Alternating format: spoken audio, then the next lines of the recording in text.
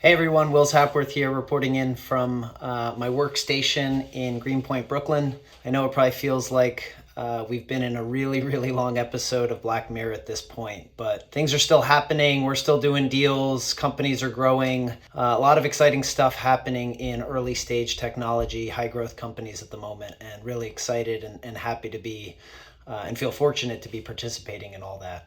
To cut right to the chase, this is a pattern that we've seen over and over again working with early stage companies over the last decade. And that is the idea, the image of the product or service that you have in your mind will never be as good as what you see in real life. You're always going to be thinking steps ahead of where the product needs to be or the service needs to be. And so the result is that it never quite comes out as good as you had hoped for. The challenge is too many entrepreneurs that we meet wind up spending unnecessary time in the vacuum, in their own company, in their own head, trying to get this product to perfection, and it will never be perfect. It's important to keep in mind, and I'm channeling the words of one of our limited partners, real entrepreneurship begins when you get the first order, when you get customers or the market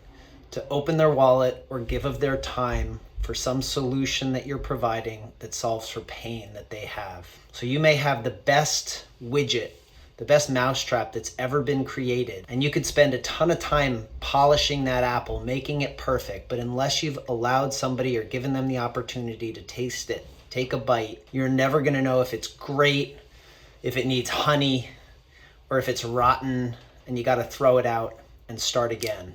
I'm guilty of not following my own advice here, of spending way too much time in the vacuum, in my head, polishing the apple, trying to make the presentation look great, trying to make the video look great, trying to get it to look like what I had, the image that I had in my mind. And the result is that I spend way too much time not in the market, finding out how customers, viewers, our investors, our limited partners respond to what we're building.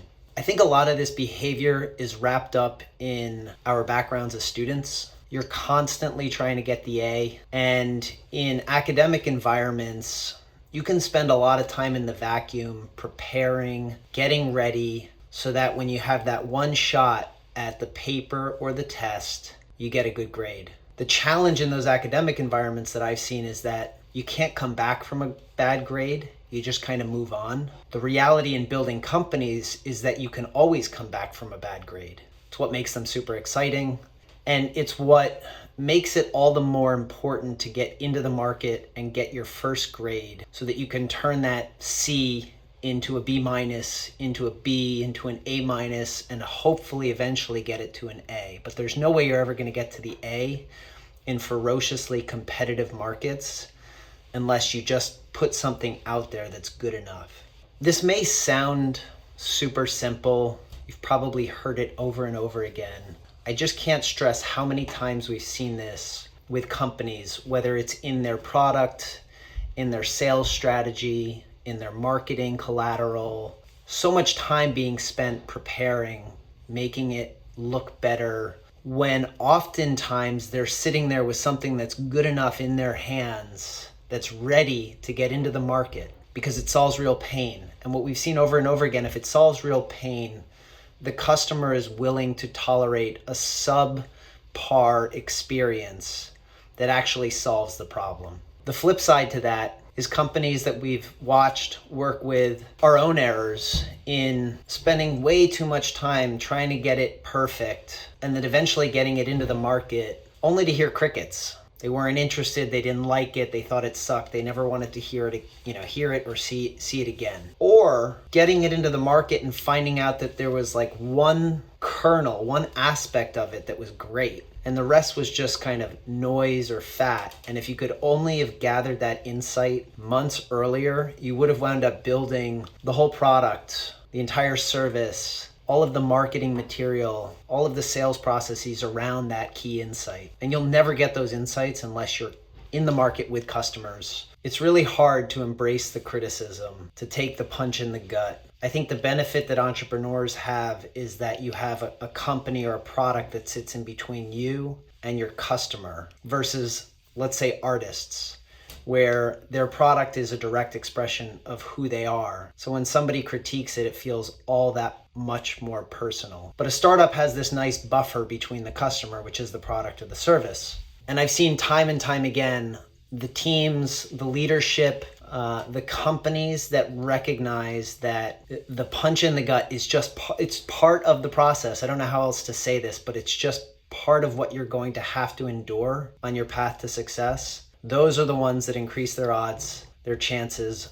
of winning. In addition to having an organization that can take these punches, it's also really critical to have an organization that has systems in place for monitoring, whether it's customer feedback loops, ability to run analytics on data and usage of your product or service. If you've built the systems to know whether or not somebody loves it, hates it, thinks it could be better, has suggestions for improvements, if you have those systems in place and you're listening to your customer, if you're genuinely curious about how they're responding to the product or the service, what they love about it, what they hate about it, you're going to be way more likely to get to victory. Lastly, you need to be an organization that can tolerate the failure and not judge it. It's easy to point fingers at people that did something that resulted in an error, wasted time and money. Our view is you have to figure out how to remove judgment and trust that the people that are working for you are going to make well-educated guesses, hunches, and get them into the market to see how people respond to them, and then at the same time be able to test to see whether or not they work. My main hope here is that I've said something that just slightly nudges you in the direction of it's good enough. It doesn't have to be perfect. It's never going to look like what I thought in my mind it should look like. It's never going to be perfect. Let's just get it out the door, see how customers respond to it, analyze that closely, gain the insight, apply it, and keep moving forward and making our product, our service, our marketing, our sales, our customer support better. Good luck out there.